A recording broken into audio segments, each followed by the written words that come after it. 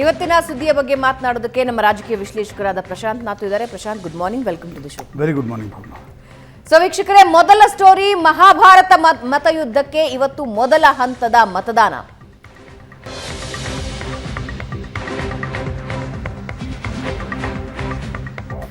ಐನೂರ 43 ಕ್ಷೇತ್ರಗಳ ಪೈಕಿ 21 ರಾಜ್ಯಗಳ 102 ಕ್ಷೇತ್ರಕ್ಕೆ ವೋಟಿಂಗ್.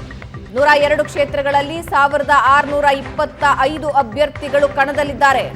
ಬೆಳಗ್ಗೆ 7 ಗಂಟೆಯಿಂದ ಸಂಜೆ 6 ಗಂಟೆವರೆಗೆ ಮತದಾನ ಆರಂಭ ಆಗಿದೆ. ಮೊದಲ ಹಂತದಲ್ಲಿ ಘಟಾನುಘಟಿಗಳ ಭವಿಷ್ಯ ನಿರ್ಧಾರ ಆಗುತ್ತೆ. 8 ಜನ ಕೇಂದ್ರ ಸಚಿವರಿದ್ದಾರೆ, 2 ಮಾಜಿ ಸಿಎಂಗಳಿದ್ದಾರೆ, ಮಾಜಿ ರಾಜ್ಯಪಾಲ ಇದ್ದಾರೆ.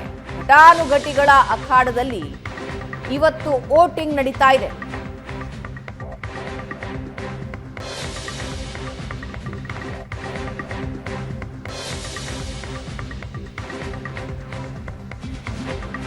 ಹದಿನೇಳು ರಾಜ್ಯಗಳು, 4 ಕೇಂದ್ರಾಡಳಿತ ಪ್ರದೇಶಗಳಲ್ಲಿ ಇವತ್ತು ಮತದಾನ.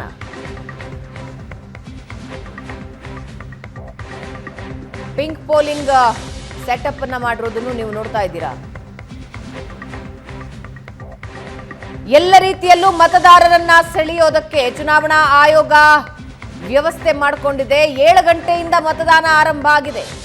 2024ರ ಲೋಕಸಭಾ ಚುನಾವಣೆಯ ಮೊದಲ ಹಂತದ ಮತದಾನ ಆರಂಭ ಆಗಿದೆ. ದೇಶದಲ್ಲಿ ಇವತ್ತು ಮೊದಲ ಹಂತದ ಮತದಾನ ನಡೀತಾ ಇದೆ. ಮೊದಲ ಹಂತದ ಮತದಾನದ ಬಗ್ಗೆ ಪ್ರಧಾನಿ ಮೋದಿ ಟ್ವೀಟ್ ಮಾಡಿದ್ದಾರೆ. ದಾಖಲೆ ಸಂಖ್ಯೆಯಲ್ಲಿ ಮತದಾನಕ್ಕೆ ಪ್ರಧಾನಿ ಮೋದಿ ಕರೆ ಕೊಟ್ಟಿದ್ದಾರೆ. ಯುವ ಜನತೆ ಹೆಚ್ಚಿನ ಸಂಖ್ಯೆಯಲ್ಲಿ ಮತ ಚಲಾಯಿಸಿ. ಭಾರತಕ್ಕೆ ಪ್ರತಿಧ್ವನಿ ಮುಖ್ಯ ಅಂದಿದ್ದಾರೆ ಮೋದಿ.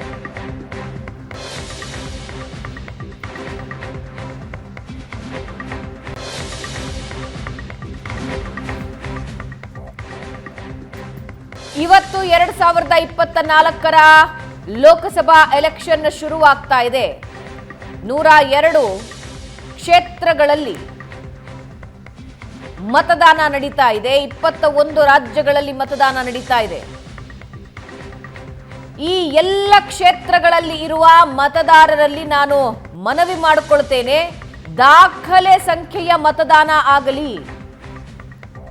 ಅದರಲ್ಲೂ ಮುಖ್ಯವಾಗಿ ಮೊದಲ ಬಾರಿಗೆ ವೋಟ್ ಮಾಡ್ತಾ ಇರೋರು ಮತ್ತು ಯುವ ಜನತೆಯಲ್ಲಿ ನಾನು ಮನವಿ ಮಾಡ್ತೀನಿ, ಅತಿ ದೊಡ್ಡ ಸಂಖ್ಯೆಯಲ್ಲಿ ಮತದಾನ ಆಗಲಿ. ಪ್ರತಿಯೊಬ್ಬರ ಧ್ವನಿ ಮತ್ತು ಪ್ರತಿಯೊಬ್ಬರ ಮತವೂ ಕೂಡ ಅತಿ ಮುಖ್ಯ ಅಂತ ನರೇಂದ್ರ ಮೋದಿ ಟ್ವೀಟ್ ಮಾಡಿರೋದನ್ನ ನೀವು ನೋಡ್ತಾ ಇದ್ದೀರಾ.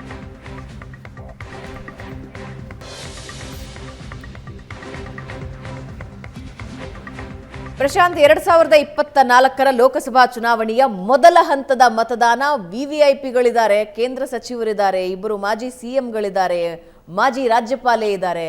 102 ಕ್ಷೇತ್ರಗಳಲ್ಲಿ ಮೊದಲ ಹಂತದ ಮತದಾನ ಆರಂಭ ಆಗಿದೆ. ಭವನ, ಇವತ್ತು ಬೆಳಗ್ಗೆ 7 ಗಂಟೆಯಿಂದ ಮತದಾನ ಆರಂಭ ಆಗಿದೆ, ಸಂಜೆವರೆಗೆ ನಡೆಯುತ್ತೆ. 102 ಕ್ಷೇತ್ರಗಳಲ್ಲಿ ಸಾಕಷ್ಟು ಘಟಾನುಘಟಿಗಳಿದ್ದಾರೆ. ನಾವು ನಾಗ್ಪುರದಿಂದ ಶುರು ಮಾಡೋದಾದರೆ ನಿತಿನ್ ಗಡ್ಕರಿ ಕಳೆದ 10 ವರ್ಷಗಳಲ್ಲಿ ಮೋದಿ ಸರ್ಕಾರದ ಬಗ್ಗೆ ಆಕ್ಷೇಪಣೆಗಳು ಇದ್ದವರು ಕೂಡ ನಿತಿನ್ ಗಡ್ಕರಿ ಕೆಲಸವನ್ನು ತುಂಬ ಮೆಚ್ಕೊಳ್ತಾರೆ. ಅಂದರೆ ಅಕ್ರಾಸ್ ದ ಪಾರ್ಟಿ ಲೈನ್ಸ್ ಅವರು ರಸ್ತೆ ಸಾರಿಗೆ ಮತ್ತು ಬಂದರಿನ ಒಟ್ಟಾರೆ ವಿಷಯದಲ್ಲಿ ಮಾಡಿರ್ತಕ್ಕಂಥ ಕೆಲಸಗಳೇನಿವೆ ಅವು ಕಣ್ಣಿಗೆ ಕಾಣ್ತಾ ಇವೆ. ನ್ಯಾಷನಲ್ ಹೈವೇಸ್ ಇವೆಲ್ಲ ತೆಗೆದುಕೊಂಡ್ರೆ ಆ ಕಾರಣದಿಂದ ನಿತಿನ್ ಗಡ್ಕರಿ ಪುನರಪಿ ಆಯ್ಕೆ ಆಗ್ತಾರಾ ಅಂತಕ್ಕಂಥದ್ರ ಬಗ್ಗೆ ಬಹಳ ಕುತೂಹಲ ಇದೆ. ನಾಗ್ಪುರ್ ಮೊದಲು BJPಯ ಸೇಫ್ ಸೀಟ್ ಆಗಿರಲಿಲ್ಲ, ಅದು ಕಾಂಗ್ರೆಸ್ನ ಸೀಟ್ ಆಗಿತ್ತು. RSSನ ತವರೂರು ಹೌದಾದರೂ ಕೂಡ ನಿತಿನ್ ಗಡ್ಕರಿ ಅಲ್ಲಿ 2019ರಲ್ಲಿ ಏನು ಚುನಾವಣೆಗೆ ನಿಂತ್ಕೊಂಡು ತದನಂತರ ಗೆಲ್ತಾ ಬರ್ತಾ ಇದ್ದಾರೆ. ನಿಶ್ಚಿತವಾಗಿ ನಿತಿನ್ ಗಡ್ಕರಿ ಎಷ್ಟು ಮಾರ್ಜಿನ್ನಿಂದ ಗೆಲ್ತಾರೆ ಅಂತಕ್ಕಂಥದ್ರ ಬಗ್ಗೆ ದೊಡ್ಡ ಕುತೂಹಲ ಇದೆ. ಕಿರಣ್ ರಿಜಿಜು ಈಶಾನ್ಯದಲ್ಲಿ ಅರುಣಾಚಲ್ ಪ್ರದೇಶದಲ್ಲಿ ಒಬ್ಬ ವೋಕಲ್ ಮಿನಿಸ್ಟರ್ ಅನ್ನುವ ರೀತಿಯಲ್ಲಿ ಮತ್ತು face of North East in Modi cabinet ಅನ್ನುವ ರೀತಿಯಲ್ಲಿ ಕಿರಣ್ ರಿಜಿಜು ಇದ್ದರು. ಅರುಣಾಚಲ್ ಪ್ರದೇಶದಿಂದ ಸ್ಪರ್ಧಿಸ್ತಾ ಇದ್ದಾರೆ. ಈ ಇಡೀ ಫಸ್ಟ್ ಫೇಸ್ನಲ್ಲಿ ಬಹಳಷ್ಟು ಕುತೂಹಲ ಇರತಕ್ಕಂಥದ್ದು ತಮಿಳುನಾಡಿನಲ್ಲಿ. ಹೌದು, ಯಾಕಂದರೆ ಕಳೆದ ಬಾರಿ 102 ಕ್ಷೇತ್ರಗಳಲ್ಲಿ UPA 45 ಗೆದ್ದುಕೊಂಡಿತ್ತು, 41 NDA ಗೆದ್ಕೊಂಡಿತ್ತು. ಕಳೆದ ಬಾರಿಯ ನೀವು ಇದೇ 102 ಕ್ಷೇತ್ರಗಳ ಫಲಿತಾಂಶವನ್ನು ತೆಗೆದುಕೊಂಡ್ರೆ ಅದರಲ್ಲಿ ಬಹುಮುಖ್ಯ ಭಾಗ 39 ಸೀಟ್ಗಳನ್ನು ತಮಿಳುನಾಡಿನಲ್ಲೇ DMK ಮತ್ತು ಕಾಂಗ್ರೆಸ್ನ ಮೈತ್ರಿಕೂಟ ಗೆದ್ದುಕೊಂಡಿತ್ತು. ಹೀಗಾಗಿ ಈ ಬಾರಿ ಅಣ್ಣಾಮಲೈ BJPಯಿಂದ ತಮಿಳುನಾಡಿನಲ್ಲಿ ಒಂದು ಚಾಲೆಂಜ್ ಮಾಡ್ತಾ ಇದ್ದಾರೆ. Challenge not in the sense of 39 ಸೀಟ್ಸಲ್ಲಿ ಏನೋ ಒಂದು ಕಮಾಲ್ ಮಾಡಿಬಿಡ್ತಾರೆ ಅಂತಕ್ಕಂಥ ದೃಷ್ಟಿಯಿಂದ ಅಲ್ಲ. 2026 ವಿಧಾನಸಭಾ ಚುನಾವಣೆಯ ದೃಷ್ಟಿಯಿಂದ ಈ ಬಾರಿ ತಮಿಳುನಾಡಿನಲ್ಲಿ BJP ಎಷ್ಟು ಸೀಟ್ ಗೆದ್ಕೊಳ್ಳುತ್ತೆ, ಎಷ್ಟು ವೋಟ್ ಪಡ್ಕೊಳ್ಳುತ್ತೆ ಅಂತಕ್ಕಂಥದ್ರ ಬಗ್ಗೆ ದೊಡ್ಡ ಕುತೂಹಲ ಇದೆ. ನಾವೀಗ ತಮಿಳರಸೈ ಸುಂದರರಾಜನ್ ತೆಲಂಗಾಣದ ಗವರ್ನರ್ ಆಗಿದ್ದರು. ಗವರ್ನರ್ ಸ್ಥಾನಕ್ಕೆ ರಾಜೀನಾಮೆ ಕೊಟ್ಟು ಬಂದು ಚೆನ್ನೈ ಸೆಂಟ್ರಲ್ ಕ್ಷೇತ್ರದಿಂದ ಸ್ಪರ್ಧಿಸ್ತಾ ಇದ್ದಾರೆ. ಚೆನ್ನೈ ಸೆಂಟ್ರಲ್ನಲ್ಲಿ ಎಷ್ಟರ ಮಟ್ಟಿಗೆ ಅಂದರೆ ಕಾಸ್ಮೋಪಾಲಿಟಿನಲ್ಲಿ BJP ಗೆಲ್ಲಿಗೆ ಸಾಧ್ಯ ಆಗುತ್ತಾ ಅಂತಕ್ಕಂಥದ್ದು ಪ್ರಶ್ನಾರ್ಥಕ. ಆದರೆ ಅಣ್ಣಾಮಲೈ ಸ್ಪರ್ಧೆ ಮಾಡ್ತಾ ಇರತಕ್ಕಂಥ ಕೊಯಂಬತ್ತೂರು ಕ್ಷೇತ್ರದ ಬಗ್ಗೆ ಬಹಳ ದೊಡ್ಡ ಕುತೂಹಲ ಇದೆ. 98-99ನಲ್ಲಿ CP ರಾಧಾಕೃಷ್ಣನ್ ಆ ಸೀಟನ್ನು ಗೆದ್ದುಕೊಂಡಿದ್ರು. 99ರ ಚುನಾವಣೆಯ ನಂತರ BJP ಆ ಕ್ಷೇತ್ರದಲ್ಲಿ ಗೆಲ್ಲಿಗೆ ಸಾಧ್ಯ ಆಗಿರಲಿಲ್ಲ. ತಮ್ಮ ನೆನಪಿದ್ರೆ ಇದೇ ಕೊಯಂಬತ್ತೂರು ಕ್ಷೇತ್ರದಲ್ಲಿ ಈಗೇನು ಅಬ್ದುಲ್ ನಾಸರ್ ಮದನಿ ಜೈಲಿನಲ್ಲಿದ್ದಾರೆ, ಅದಕ್ಕೆ ಮುಖ್ಯ ಕಾರಣ ಕೊಯಂಬತ್ತೂರು ಬ್ಲಾಸ್ಟ್. ಲಾಲ್ ಕೃಷ್ಣ ಅಡ್ವಾಣಿ 92-93ರ ಸಂದರ್ಭದಲ್ಲಿ ಕೊಯಂಬತ್ತೂರು 91ರ ಚುನಾವಣೆ ಅನಿಸುತ್ತೆ ಹೋದಾಗ ಈ ಕೊಯಂಬತ್ತೂರು ಬ್ಲಾಸ್ಟ್ ನಡೆದಿತ್ತು. ಕೋಮು ಸೂಕ್ಷ್ಮ ಕ್ಷೇತ್ರ ಕೂಡ ಹೌದು, ಆದರೆ ಟ್ರ್ಯಾಂಗ್ಯುಲರ್ ಫೈಟ್ ಇದೆ. ಟ್ರ್ಯಾಂಗಲ್ ಫೈಟಲ್ಲಿ ತ್ರಿಕೋನ ಸ್ಪರ್ಧೆಯಲ್ಲಿ AIADMK ಎಷ್ಟು ವೋಟನ್ನು ಯಾರದ್ದು ತೆಗೆದುಕೊಳ್ಳುತ್ತೆ, BJPಗೆ ಯಾರು ವೋಟ್ ಶಿಫ್ಟ್ ಆಗ್ತವೆ ಅಂತಕ್ಕಂಥದ್ದು ಮುಖ್ಯ. ಇಲ್ಲಿಯವರೆಗಿನ ಒಟ್ಟಾರೆ ಕ್ಯಾಲ್ಕುಲೇಷನ್ನ ಪ್ರಕಾರ ಭಾವನ ತಮಿಳುನಾಡಿನಲ್ಲಿ BJP AIADMKಯ ವೋಟನ್ನು ಕಸಿದುಕೊಳ್ತಾ ಇದೆ ಅನ್ನೋದು ಸ್ಪಷ್ಟ. ಆಮೇಲೆ ಏನು ಶ್ರಮ ಹಾಕಿದಾರಲ್ಲ, ಏನು ಮಕ್ಕಳಂತ ಪಾದಯಾತ್ರೆ ಕೂಡ ನಡೆಸಿದ್ರು. ಆಮೇಲೆ ತುಂಬ ರ್ಯಾಪಿಡ್ಲಿ ಎಲ್ಲ ಕಡೆ ಸಂಚರಿಸಿ ಮತಗಳನ್ನು ಒಟ್ಟು ಮಾಡೋ ಪ್ರಯತ್ನ ಮಾಡ್ತಿದ್ದಾರೆ. How it's gonna work? ಅಂದರೆ ಈ ಹಿಂದಿನ BJPಯ ಸಿಚುವೇಶನಿಗೂ ಅಣ್ಣಾಮಲೈ ಎಂಟ್ರಿಯ ನಂತರದ ಸಿಚುವೇಶನ್ಗೂ ಏನು ಬದಲಾವಣೆ ಕಾಣ್ತಾ ಇದೆ, ಆ್ಯಂಡ್ ಇದು ಓಟ್ ಆಗಿ ಹೆಂಗೆ ಕನ್ವರ್ಟ್ ಆಗುತ್ತೆ? ನೋಡಿ, ಅಣ್ಣಾಮಲೈ ಕರ್ನಾಟಕದಿಂದ IPS ರಾಜೀನಾಮೆಯನ್ನು ನೀಡಿ ಅಲ್ಲಿ ಹೋದ ನಂತರ BJP ರಾಜ್ಯಾಧ್ಯಕ್ಷರಾಗಿ ನೇಮಿಸಿದ ನಂತರ ಸಾಕಷ್ಟು ಪರಿಶ್ರಮವನ್ನು ಹಾಕ್ತಾ ಇದ್ದಾರೆ. ಬೇಸಿಕಲಿ ತಮಿಳುನಾಡಿನಲ್ಲಿ ನೋಡಿ, DMKಗೆ ಒಂದು ನಾಯಕತ್ವ ಇದೆ, MK ಸ್ಟಾಲಿನ್ ನಾಯಕತ್ವ ಇದೆ. ಕರುಣಾನಿಧಿ ಹೋದ್ಮೇಲೆ ಆ ನಾಯಕತ್ವ ಇದೆ. ವೋಟ್ ಬ್ಯಾಂಕ್ ಕೂಡ DMK ಇಂಟ್ಯಾಕ್ಟ್ ಆಗಿದೆ. ವಾಯ್ಡ್ ಕ್ರಿಯೇಟ್ ಆಗಿರೋದು AIADMK. ಹೀಗಾಗಿ AIADMKಯಲ್ಲಿ ಮೊದಲು ಪ್ರಯತ್ನ ಮಾಡಲಾಯಿತು, ರಜನಿಕಾಂತ್ ಕರ್ಕೊಂಡ್ಬರ್ಬೇಕಾ, ಈಗ ನಾವು ವೋಟ್ ಹಾಕ್ತಾ ಇರ್ತಕ್ಕಂಥ ಕೆಲ ನಟರನ್ನು ಕರ್ಕೊಂಡು ಬರ್ತಕ್ಕಂಥ ಪ್ರಯತ್ನ ಮಾಡಲಾಯಿತು, ಅವರು ಬರಲಿಲ್ಲ. ಅಣ್ಣಾಮಲೈ ಬಂದ ನಂತರ DMKಯ ವಿರೋಧಿ ಮತಗಳಲ್ಲಿ ಒಂದು ಸಂಚಲನವನ್ನು ಉಂಟು ಮಾಡ್ತಾ ಇದ್ದಾರೆ. ಪ್ರಮುಖವಾಗಿ ನೋಡಬೇಕಾಗಿರೋದೇನು ಅಂತಂದರೆ, ತ್ರಿಕೋನ ಸ್ಪರ್ಧೆಯಲ್ಲಿ BJPಗೆ ಎಷ್ಟು ಲಾಭ ಆಗುತ್ತೆ. BJP ನೋಡಿ 2021ರ ವಿಧಾನಸಭಾ ಚುನಾವಣೆಯಲ್ಲಿ AIADMK 35% ಮತಗಳನ್ನು ಉಳಿಸ್ಕೊಂಡಿತ್ತು, in spite of Jayalalitha not being there, Palaniswami ಮತ್ತು ಪನ್ನೀರ್ ಸೆಲ್ವಂ ಕಾರಣದಿಂದ. ಆದರೆ ಈ ಬಾರಿ ಅಸೆಸ್ಮೆಂಟ್ಗಳು ಹೇಳ್ತಾ ಇವೆ BJP 4-4.5% 17-18% ಹೋಗ್ಬೋದು. ಆ 14% ಯಾರದ್ದು ತೆಗೆದುಕೊಳ್ಳಿ. ಅದರಲ್ಲಿ 80% ಪ್ರಿಡಾಮಿನೆಂಟ್ಲಿ AIADMKಯ ಮತಗಳು ಅಣ್ಣಾಮಲೈಯತ್ತ ಶಿಫ್ಟ್ ಆದರೆ ನಿಶ್ಚಿತವಾಗಿ ತಮಿಳುನಾಡಿನ ರಾಜಕಾರಣದಲ್ಲಿ 18-20% ಮತಗಳನ್ನು BJP ತೆಗೆದುಕೊಂಡ್ರೆ ಒಂದು huge Boost for BJP in another south Indian States ಅಂತ ಅನಿಸುತ್ತೆ. ಇಲ್ಲಿಯವರೆಗಿನ ಪರಿಸ್ಥಿತಿಯ ಪ್ರಕಾರ ಅಣ್ಣಾಮಲೈ 3ನೇ ಸ್ಥಾನದಲ್ಲಿದ್ದರು, 2ನೇ ಸ್ಥಾನಕ್ಕೆ ಬಂದು DMK ಜೊತೆ ಸ್ಪರ್ಧೆಯನ್ನು ಕೊಯಂಬತ್ತೂರಿನಲ್ಲಿ ಒಡ್ತಾ ಇದ್ದಾರೆ. ಅಣ್ಣಾಮಲೈ ಒಂದು ಬಾರಿ ಕೊಯಂಬತ್ತೂರನ್ನು ಗೆದ್ದುಕೊಂಡ್ರೆ BJPಗೆ ಮುಂದಿನ ವಿಧಾನಸಭಾ ಚುನಾವಣೆಯ ದೃಷ್ಟಿಯಿಂದ ಒಂದು ಹ್ಯೂಜ್ ಮೊಮೆಂಟಮ್ ಸಿಗುತ್ತೆ. ನನ್ನ ಅಂದಾಜಿನ ಪ್ರಕಾರ, ಅನಿಸಿಕೆ ಪ್ರಕಾರ AIADMK ಆಗ ಒಂದು ಸಣ್ಣ ಪಾರ್ಟಿಯಾಗಿ, ಜೂನಿಯರ್ ಪಾರ್ಟ್ನರ್ ಆಗಿ ಪರಿವರ್ತಿತ ಆಗ್ತಕ್ಕಂಥ ಸಾಧ್ಯತೆಗಳು ಹೆಚ್ಚು. ಯಾಕಂದರೆ ನೋಡಿ, ನೀವು ಕರುಣಾನಿಧಿ ಮತ್ತು ಜಯಲಲಿತಾ ತೆಗೆದುಕೊಂಡಾಗ, ಜಯಲಲಿತಾ ಕೂಡ ದ್ರವಿಡ ಪಾರ್ಟಿಯನ್ನು ನಡೆಸಿದ್ರು ಕೂಡ ದೇವರು ಈ ವಿಷಯದಲ್ಲಿ ಏನು ದ್ರವಿಡ ಸಿದ್ಧಾಂತಗಳು ಹೇಳ್ತವೆ, ಪೆರಿಯಾರ್ ಹೇಳ್ತಾರೆ, ಅದನ್ನೇನು ಜಯಲಲಿತಾ ಫಾಲೋ ಮಾಡ್ತಾ ಇರಲಿಲ್ಲ.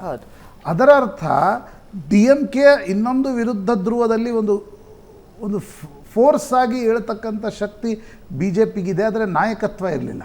ಸುಬ್ರಹ್ಮಣ್ಯ ಸ್ವಾಮಿ, ನಿರ್ಮಲಾ ಸೀತಾರಾಮನ್ ಈ ರೀತಿಯ ನಾಯಕತ್ವದಿಂದ ಜನಮಾನಸವನ್ನು ನೀವು ಇಂಟೆಲೆಕ್ಚುವಲ್ಸನ್ನು ಸೆಳಿಬೋದು, ಜನಮಾನಸವನ್ನು ಸೆಳಿಬೇಕಾದ್ರೆ ಒಬ್ಬ ಜನನಾಯಕ ಬೇಕಾಗ್ತಾನೆ. ಅಣ್ಣಾಮಲೈಗೆ ಆ ತಮಿಳುನಾಡಿನಲ್ಲಿ ಬಿ ಜೆ ಪಿಯ ಜನನಾಯಕನಾಗಿ ಬೆಳೆಯುವ ಶಕ್ತಿ ಉಂಟೋ ಇಲ್ವೋ ಅಂತಕ್ಕಂಥದ್ದು ಪ್ರಾಯಶಃ ಈ ಚುನಾವಣೆ ಲಿಟ್ಮಸ್ ಟೆಸ್ಟ್. ಓಕೆ, ಇವಾಗ DMKಗೆ ನಾನು ವೋಟ್ ಹಾಕೋದಕ್ಕೆ ಇಷ್ಟ ಇಲ್ಲ ಅನ್ನೋ ಮತದಾರ ಅದನ್ನ ಕಾಂಗ್ರೆಸ್ಸಿಗೆ ಯಾಕೆ ಹಾಕಲ್ಲ, ಬಿಜೆಪಿಗೆ ಹಾಕ್ತಾನೆ ಯಾಕೆ? ಅಲ್ಲ ನೋಡಿ, ಕಾಂಗ್ರೆಸ್ ಮೈತ್ರಿಕೂಟ ಇದೆ. ಅಣ್ಣಾಮಲೈ ಒಂದು ಮೊಮೆಂಟಮ್ ಅನ್ನು ತಮಿಳುನಾಡಿನ ರಾಜಕಾರಣದಲ್ಲಿ ತೋರಿಸಿದೆ ನೋಡಿ. ಅನೇಕ ಬಾರಿ ಏನಾಗತ್ತೆ, ನೀವೊಂದು ಗಟ್ಟಿ ಶಕ್ತಿ ಇರ್ತಕ್ಕಂಥ ಪಕ್ಷ ಇರುತ್ತೆ ಅಲ್ವಾ, ಆ ಪಕ್ಷದ ವಿರುದ್ಧ ತಮಿಳುನಾಡಿನಂಥ ರಾಜಕಾರಣದಲ್ಲಿ ಈಗ ಜಯಲಲಿತಾ ಹೋದ ನಂತರ ಕರುಣಾನಿಧಿ ಕುಟುಂಬದ ವಿರುದ್ಧ ಬೀದಿಯಲ್ಲಿ ಹೋಗಿ ಗುಟುರು ಹಾಕ್ತಕ್ಕಂಥ ಶಕ್ತಿ ಯಾರಿಗೂ ಇಲ್ಲ. ಸಣ್ಣ ಜಾತಿ, ಈಗ ರಾಮದಾಸ್ ಒನ್ ಇಯರ್ ಕಮ್ಯುನಿಟಿಯನ್ನು ಇಟ್ಕೊಂಡು ಪಾಲಿಟಿಕ್ಸನ್ನು ಮಾಡ್ತಾರೆ, 2-3 ಜಿಲ್ಲೆಗಳಲ್ಲಿ ಮಾಡ್ತಾರೆ. ವೈಕೋ ಹಾರ್ಡ್ಕೋರ್ ತಮಿಳ್ ಪಾಲಿಟಿಕ್ಸನ್ನು ಮಾಡ್ತಾರೆ, 1 ಜಿಲ್ಲೆ 2 ಜಿಲ್ಲೆ ಮಟ್ಟಿಗೆ ಸೀಮಿತವಾಗಿದ್ದಾರೆ. TTV ದಿನಕರನ್ ಸಣ್ಣ ಶಕ್ತಿ. ಹೀಗಾಗಿ ಆ ಒಂದು ದೊಡ್ಡ ಫೋರ್ಸನ್ನು ನರೇಂದ್ರ ಮೋದಿಯ ಜೊತೆಗೆ ಅಣ್ಣಾಮಲೈ ಹೆಸರು ತಮಿಳುನಾಡಿನಲ್ಲಿ ಒಂದು ಸಂಚಲನವನ್ನು ನಿಶ್ಚಿತವಾಗಿ ಸೃಷ್ಟಿಸ್ತಾ ಇದೆ, ಒಂದು ಮೊಮೆಂಟಮ್ ಸಿಗ್ತಾ ಇದೆ. ಈಗ ಆ ಮೊಮೆಂಟಮ್ ಎಲ್ಲಿಗೆ ಹೋಗಿ ತಲುಪುತ್ತೆ ಈಗಲೇ ನಾವು ಹೇಳಲಿಕ್ಕೆ ಸಾಧ್ಯ. ಕನ್ಯಾಕುಮಾರಿ ಗೆಲ್ತಾರ? ಈ ಕನ್ಯಾಕುಮಾರಿ ಬಗ್ಗೆ ನಾನು ಗ್ರೌಂಡ್ ರಿಪೋರ್ಟನ್ನು ತೆಗೆದುಕೊಂಡಾಗ ಅಲ್ಲಿ ಫಿಷರ್ಮೆನ್ ಕ್ರಿಶ್ಚಿಯನ್ ಕಮ್ಯುನಿಟಿ ವೋಟ್ಸ್ ಜಾಸ್ತಿ ಇದೆ. ಫಿಷರ್ಮೆನ್ ಕ್ರಿಶ್ಚಿಯನ್ ಕಮ್ಯುನಿಟಿ ವೋಟನ್ನು AIADMK ಹೊಡೆದ್ರೆ ಮಾತ್ರ BJP ಅಲ್ಲಿ ಚುನಾವಣೆಯನ್ನು ಗೆದ್ದಿದೆ. 2014ರಲ್ಲೂ ಪೊನ್ನಂ ರಾಧಾಕೃಷ್ಣನ್ ಆ ಕ್ಷೇತ್ರವನ್ನು ಗೆದ್ದುಕೊಂಡಿದ್ರು. ಆ ವೋಟ್ ಒಡೆಯುತ್ತಾ AIADMK ಅನ್ನೋದರ ಮೇಲೆ BJPಯ ಗೆಲುವು ಸೋಲು ನಿರ್ಭರವಾಗುತ್ತೆ. Same in Coimbatore also Gounder ಮತಗಳು ಜಾಸ್ತಿ ಇವೆ. ಅಣ್ಣಾಮಲೈ ಕೂಡ ಗೌಂಡರ್ ಸಮುದಾಯಕ್ಕೆ ಸೇರಿದವರು, DMK ಕ್ಯಾಂಡಿಡೇಟ್ ಕೂಡ ಗೌಂಡರ್ ಸಮುದಾಯಕ್ಕೆ ಸೇರಿದವರು. ಆ ಗೌಂಡರ್ ಮತಗಳ ಯಾರ ಕಡೆ ಜಾಸ್ತಿ ಹೋಗುತ್ತೆ ಅಂತಕ್ಕಂಥದ್ದು ಗೆಲುವು ಸೋಲನ್ನು ನಿರ್ಧರಿಸುತ್ತೆ. ಆದರೆ ಒಂದು ವೇಳೆ 17-18% ಹೋಗಿ AIADMKಯನ್ನು 3ನೇ ಸ್ಥಾನಕ್ಕೆ ಅಣ್ಣಾಮಲೈ ತಳ್ಳಿದರೆ ಮುಂದಿನ ವಿಧಾನಸಭಾ ಚುನಾವಣೆಯಲ್ಲಿ ಒಂದು ಟರ್ನ್ ಅರೌಂಡನ್ನು ನಿರೀಕ್ಷಿಸಬಹುದು ಅಂತ. ದೊಡ್ಡ ಫೈಟ್. ಇತ್ತೀಚಿನ ದಿನಗಳಲ್ಲಿ ಭಾವನಾ ಒಬ್ಬ IPS, ಈಗ ನೋಡಿ Arvind Kejriwal, why is important in Indian politics? ಒಬ್ಬ IRS ಅಧಿಕಾರಿ ರಾಜೀನಾಮೆ ಕೊಟ್ಟು ಇಂಡಿಯಾ ಅಗೇನ್ಸ್ಟ್ ಕರಪ್ಷನ್ ಮಾಡಿ ತನ್ನ ಐಡಿಯಾಗಳಿಂದ ಬಂದು ರಾಜಕೀಯ ಪಕ್ಷವನ್ನು ಸ್ಥಾಪಿಸಿ, ಅದಕ್ಕೇನು ಬೇಸ್ ಇತ್ತ, ಅದಕ್ಕೇನು ಕಾರ್ಯಕರ್ತರಿದ್ರ? ಕರೆಕ್ಟ್. Same with Annamalai. ಈಗ ನೀವು ಬೇರೆ ಬೇರೆ ರಾಜ್ಯಗಳಲ್ಲಿ ಮುಖ್ಯಮಂತ್ರಿಗಳ ಮಕ್ಕಳಿರ್ತಾರೆ ಅಥವಾ ಯಾವುದೋ ಎಸ್ಟಾಬ್ಲಿಷ್ಡ್ ಪೊಲಿಟಿಕಲ್ ಪಾರ್ಟಿಯ ಆರ್ಗನೈಸೇಷನಿಂದ ಬಂದಿರ್ತಾರೆ, ವಿರೋಧ ಮಾಡ್ತಾರೆ, ಮುಖ್ಯಮಂತ್ರಿ ಆಗ್ತಾರೆ, ಅದೊಂದು ದೊಡ್ಡ ಸಂಗತಿ. ಆದರೆ ಈಗ ಅಣ್ಣಾಮಲೈ, ರೇವಂತ್ ರೆಡ್ಡಿಗೆ ಏನು ಪಾರ್ಟಿ ಅಪ್ಯಾರಟಸ್ ಇತ್ತು ಕಾಂಗ್ರೆಸ್ ತೆಲಂಗಾಣದಲ್ಲಿ? 10 ವರ್ಷಗಳಲ್ಲಿ ಪೂರ್ತಿ ನಿಸ್ತೇಜವಾಗಿ ಹೋಗಿತ್ತು ಕಾಂಗ್ರೆಸ್. ಆ ಅಪ್ಯಾರಟಸ್ಸಿಂದ ಪಾರ್ಟಿ ವಾಪಸ್ ಕಟ್ಟಿ ಮುಖ್ಯಮಂತ್ರಿ ಆದರು. ಅಣ್ಣಾಮಲೈ ಬಗ್ಗೆ ಕೂಡ ಇಡೀ ದೇಶದಲ್ಲಿರ್ತಕ್ಕಂಥ ಕುತೂಹಲ ಅಂತಂದರೆ, ತಮಿಳುನಾಡಿನಂಥ ಆ್ಯಂಟಿ BJP ರಾಜ್ಯದಲ್ಲಿ ಎಷ್ಟು ಮತಗಳನ್ನು ಪಡಿತಾರೆ, ಎಷ್ಟು ಸೀಟ್ ತರ್ತಾರೆ, ಎಷ್ಟು ಮೂಮೆಂಟಮನ್ನು ಗಳಿಸ್ತಾರೆ, ಅಲ್ಲಿ ಇನ್ರೋಡ್ಸ್ ಮಾಡ್ತಾರೆ. ಯಾವುದೇ ಒಬ್ಬ ಹೊಸ ವ್ಯಕ್ತಿ ರಾಜಕಾರಣದಲ್ಲಿ ಇನ್ರೋಡ್ಸ್ ಮಾಡಿದಾಗ ಇಡೀ ರಾಜಕಾರಣ ಇಷ್ಟಪಡೋರಷ್ಟೇ ಅಲ್ಲ, ಉಳಿದವರು ಕೂಡ ತುಂಬ ಕುತೂಹಲದಿಂದ ನಿಶ್ಚಿತವಾಗಿ ಅದನ್ನು ಗಮನಿಸ್ತಾರೆ, ಆ ಫೆನಾಮಿನನ್ನು ಗಮನಿಸ್ತಾ ಇದ್ದಾರೆ. ನನಗನ್ಸುತ್ತೆ ಅಣ್ಣಾಮಲೈ ಇಸ್ ಎ ಫೆನಾಮಿನನ್. ಅದು ಎಷ್ಟು ಇನ್ರೋಡ್ಸ್ ಮಾಡುತ್ತೆ, ಅಥವಾ ಬರೀ ಸೋಷಿಯಲ್ ಮೀಡಿಯಾದಲ್ಲಿ ಹವಾ ಇರುತ್ತೆ, ಗ್ರೌಂಡಲ್ಲಿ ಇನ್ರೋಡ್ಸ್ ಮಾಡ್ಲಿಕ್ಕೆ ಸಾಧ್ಯ ಆಗಲ್ವಾ? ಪ್ರಶ್ನೆಗಳಿವೆ. ಎಲ್ಲನೂ ಗೊತ್ತಾಗುತ್ತೆ. ಜೊತೆಗೆ BJPಯನ್ನೇ ಎಷ್ಟು ಮುಂದಕ್ಕೆ ತಗೊಂಡು ಹೋಗ್ತಾರೆ ಈ ಮೂಲಕ ಅನ್ನೋದು ಕೂಡ ಮುಖ್ಯವಾಗಿ ಗೊತ್ತಾಗುತ್ತೆ. ಈಗ ಒಂದು ಚಿಕ್ಕ ಬ್ರೇಕ್ ತಗೋಣ. ಬ್ರೇಕ್ನ ನಂತರ ಕರ್ನಾಟಕಕ್ಕೆ ಬರೋಣ. ಕರ್ನಾಟಕದಲ್ಲಿ ಕಾಂಗ್ರೆಸ್ ನೀಟಾಗಿ ಒಂದು ಪ್ಲಾನ್ ಮಾಡ್ಕೊಳ್ತಾ ಇದೆ ಮತದಾರರನ್ನ ಸೆಳೆಯೋದಕ್ಕೆ. ಏನದು ಅನ್ನೋದನ್ನು ಹೇಳ್ತೀವಿ ಚಿಕ್ಕ ಬ್ರೇಕ್ ಆದಮೇಲೆ.